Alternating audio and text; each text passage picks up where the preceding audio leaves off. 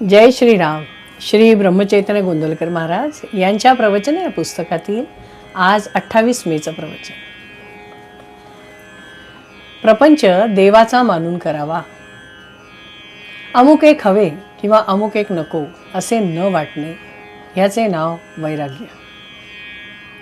संकटकाळी हे संकट नसावे असे न वाटता परमेश्वराचे स्मरण असावे आणि त्याच्याजवळ हे मागावे की देवा, मला तुझ्याजवळ काहीही मागण्याची इच्छा होऊ देऊ नको. देहाला मुद्दाम कष्ट देऊ नये, पण जर आपोआप कष्ट आले तर ते मात्र आनंदाने सोसावेत.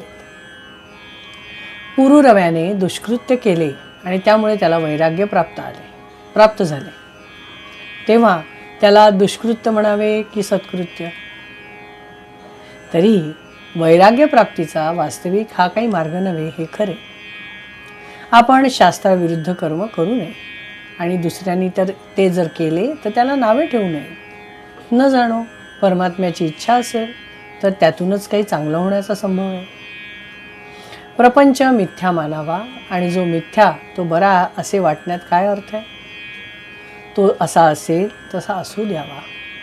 नाटकात नट कसे काम करतो त्याप्रमाणे प्रपंचात आपण आपले काम करावे. तुमचा परमार्थही तुमच्या स्वाधीन नाही, सद्गुरूच तो तुमच्याकरता करीत असतात, तेव्हा तुम्ही कशाचीही काळजी करू नये. जे होईल त्यात आनंद मानित राहावे. सद्गुरू दर्शनाने पूर्वकर्मे पापे जळून जातात. तुमची पुढची काळजी सद्गुरू घेतात, तेव्हा पाठीमागची आठवण काढीत बसू नये आणि काळजी करू नये. समाधानात आणि आनंदात असावे. प्रपंच देवाचा मानून अभिमान रहितपणे तो करणे हा परमार्थ. परमेश्वराचे स्मरण ठेवून तोच करता आहे असे मानणे आणि सर्व काही त्याच्याकरता करणे म्हणजे देवाला अर्पण केल्यासारखेच आहे. फक्त कर्माच्या शेवटी कृष्णार्पण म्हणणे म्हणजे इतर वेळी त्याला विसरले असे नाही का होणार? देवापाशी मला तू आपला म्हण, हे मन तुझ्या चरणी अर्पण केले, मला तुझ्याजवळ काहीही मागण्याची इच्छा न हो असे मागावे.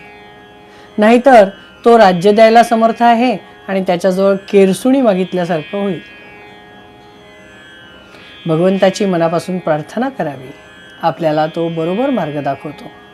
आपण अंधारामध्ये वाट चालत असताना एक क्षणभरच वीज चमकते, परंतु त्यामुळे पुढचा सगळा रस्ता आपल्याला दिसतो.